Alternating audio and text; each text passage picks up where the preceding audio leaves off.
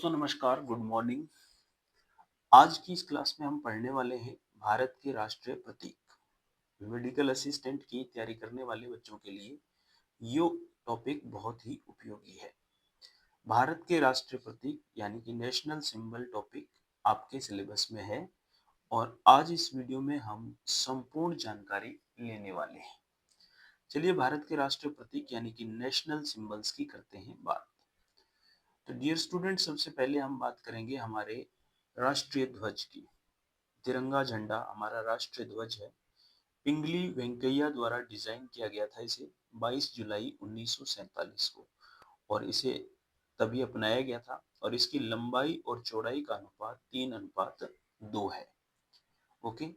उसके बाद अगर हम तिरंगे झंडे की बात करें तो तिरंगा भारत का राष्ट्रीय ध्वज है। इसमें 3 रंग की पट्टियां हैं, केसरिया, सफेद और हरा। केसरिया रंग साहस और बलिदान का प्रतीक है, सफेद रंग शांति और सच्चाई का और हरा रंग विश्वास और समृद्धि का प्रतीक है। सफेद पट्टी के बीच में एक नीले रंग का चक्र है जिसे अशोक चक्र कहा जाता है। इसमें 24 तीलियां हैं जो प्रगति और धर्म का प्रतीक है। ओके। चलिए बात करते हैं राष्ट्र चिन्ह यानी कि स्टेट एम्बलम की।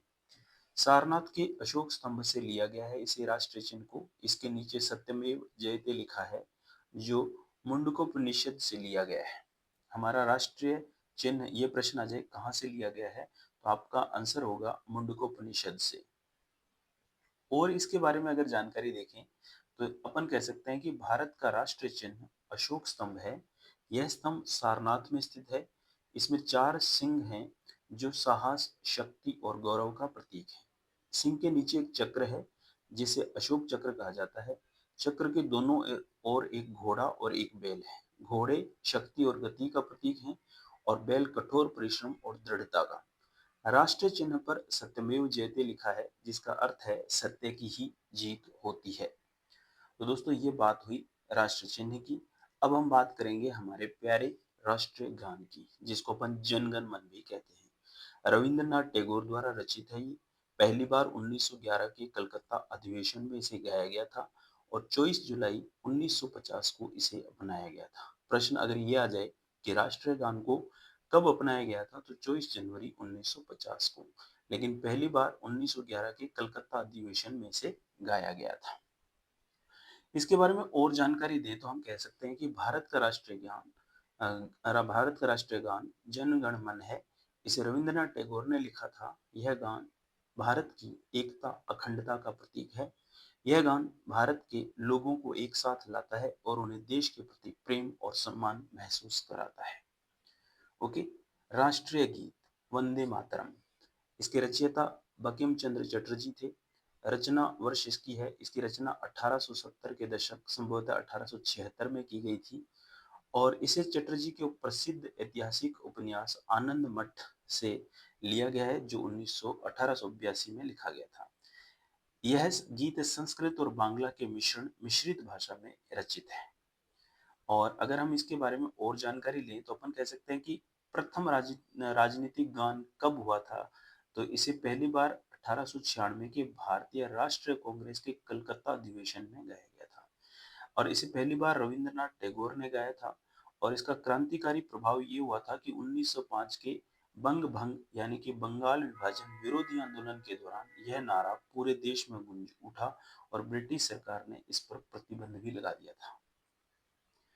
अगर हम इसकी स्वीकृति की बात करें तो संविधान सभा ने 24 जनवरी 1950 को इसे आधिकारिक रूप से भारत का राष्ट्रीय गीत स्वीकार किया था। ये लाइन इंपॉर्टेंट है एग्जाम की दृष्टि से कि इसे कब आधिकारिक रूप से भारत का राष्ट्रीय गीत स्वीकार किया गया था, 24 जनवरी 1950 को। इसे राष्ट्रगान यानी कि जनगण मन की तरह ही सम्मान दर्जा प्राप्त है। और इसके राग की बात करते हैं तो राग मूल रूप से इसकी धुन राग देश में बनाई गई थी और राष्ट्रगान के विपरीत राष्ट्रीय गीत गाने की कोई निश्चित समय सीमा यानी कि टाइम लिमिट नहीं है निर्धारित।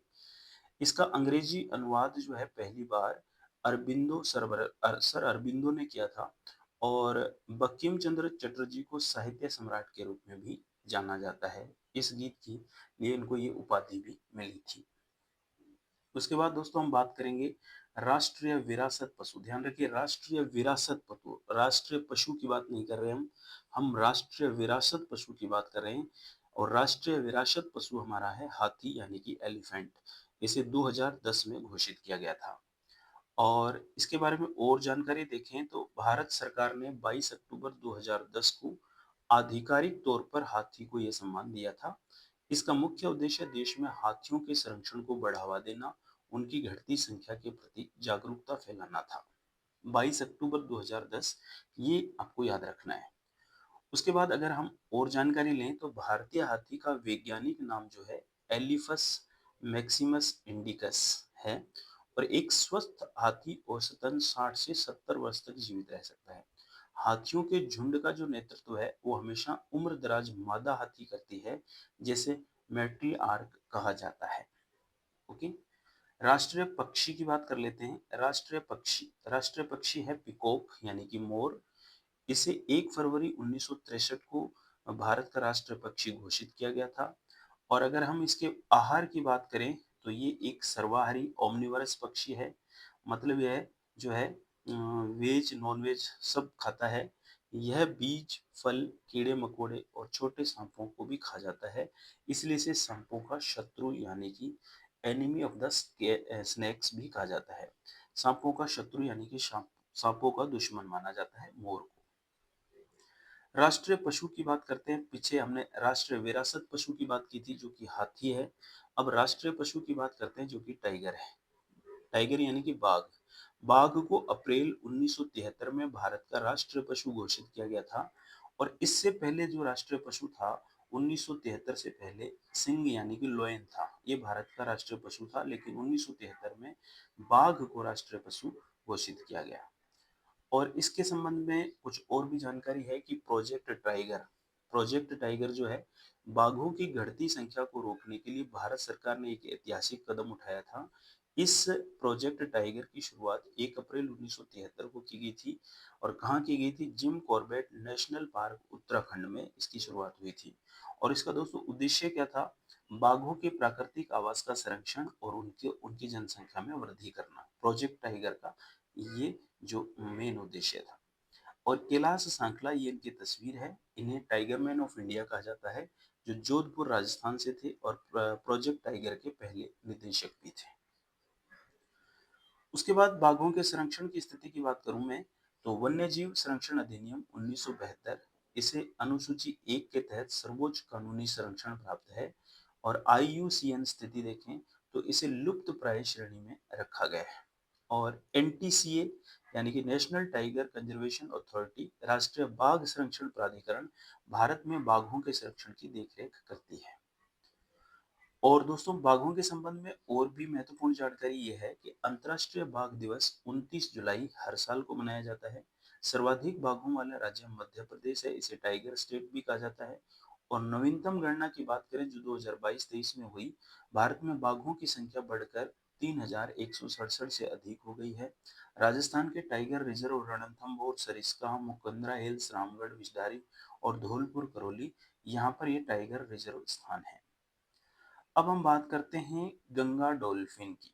गंगा डॉल्फिन इसे 5 अक्टूबर 2009 को भारत का राष्ट्रीय जलीय जीव घोषित किया गया था। भारतीय राष्ट्रीय जलीय जीव की बात करें तो गंगा डॉल्फिन जो है भारतीय जलीय राष्ट्रीय जलीय जीव है। 5 अक्टूबर 2009 को इसे घोषित किया गया था। और इसलिए हर साल 5 अक्टूबर को राष्ट्रीय डॉल्फिन दिवस के रूप में भी मनाया जाता है। भारतीय राष्ट्रीय खेल बहुत ही इंपॉर्टेंट प्रश्न है। अगर आपसे पूछा जाए कि भारतीय राष्ट्रीय खेल नेशनल स्पोर्ट कौन सा है तो कुछ कुछ लोग कहते हैं हॉकी है, कुछ लोग कहते हैं कबड्डी है। लेकिन एक्चुअली क्या है खेल, इस लाइनों इन लाइनों को पढ़िए आप। ये कह रहा आधिकारिक तौर पर भारत का कोई भी राष्ट्रीय खेल नहीं है। इसके पीछे मुख्य बिंदु निम्नलिखित हैं। सरकार का स्पष्टीकरण क्या है कि खेल मंत्रालय यानी कि ministry of youth affairs and sports ने एक आरटीआई के जवाब में स्पष्ट किया था कि किसी ने आरटीआई लगाई थी कि भाई भारत का राष्ट्रीय खेल है क्या। कोई लोग कहते हैं हॉकी है, कोई कहते हैं कबड्डी है, कोई कुछ और बताते हैं। तो एक बंदे ने आरटीआई लगाई और सूचना के अधिकार के तहत सरकार से सूचना मांगी। तो उसको जवाब ये मिला कि सरकार ने किसी भी खेल को अधिकृत रूप से राष्ट्रीय खेल घोषित नहीं किया है। अब हॉकी क्यों बोलते हैं, हॉकी का भ्रम क्यों है कि हम अक्सर बचपन से पढ़ते आए हैं कि हॉकी भारत का राष्ट्रीय खेल है। दोस्तों, हॉकी भारत का राष्ट्रीय खेल नहीं है। इस ब हॉकी भारत का राष्ट्रीय खेल क्यों मानने लगे लोग? क्योंकि 1928 से 1956 के बीच भारत ने ओलंपिक में लगातार 6 स्वर्ण पदक जीते थे और उस स्वर्ण युग के कारण हॉकी को अनौपचारिक रूप से राष्ट्रीय खेल मान लिया गया था। लोगों ने अपने आप ही मान लिया। तो सरकार की नीति सभी खेलों को समान रूप से प्रोत्साहित करने की है, इसलिए किसी एक खेल को यह विशेष दर्जा नहीं दिया जाएगा। ये सरकार का तर्क है। उसके बाद हम बात करते हैं भारत के राष्ट्रीय कैलेंडर की, जो कि संवत माना जाता है। इसके संबंध में महत्वपूर्ण तथ्य ये हैं कि भारत का राष्ट्रीय कैलेंडर शक संवत पर आधारित है। इसे 22 मार्च 1957 यानी कि चैत्र माह की पहली तारीख 1879 शक संवत को आधिकारिक तौर पर अपनाया गया था। इस कैलेंडर को प्रसिद्ध खगोल शास्त्री मेघनाथ साहा की अध्यक्षता वाली समिति की सिफारिश पर लागू किया गया था। दोस्तों, प्रथम मास जो होता है हमारे कैलेंडर का, हिंदू कैलेंडर, हिंदी कैलेंडर कह दो चाहे, प्रथम मास जो है वर्ष का पहला महीना चैत्र होता है और अंतिम मास जो होता है वर्ष का अंतिम महीना फाल्गुन होता है। दिनों की संख्या सामान्य वर्ष में 365 दिन होते हैं। लीप ईयर जो होता है उसमें चैत्र में 31 दिन होते हैं और यह 21 मार्च से शुरू होता है। ओके, तो ये संपूर्ण जानकारी जो थी आपके लिए थी। और अगर आप मेडिकल असिस्टेंट की तैयारी कर रहे हैं तो उसमें नेशनल सिंबल नाम का हमारा ये टॉपिक है और उम्मीद है आपको पसंद आया होगा। आगे इस तरह के वीडियो और देखने के लिए चैनल को सब्सक्राइब करो, बेल आइकन के बटन को दबाओ ताकि समय पर आपके पास सूचना पहुंचे। मिलते हैं अगले वीडियो में। नमस्कार।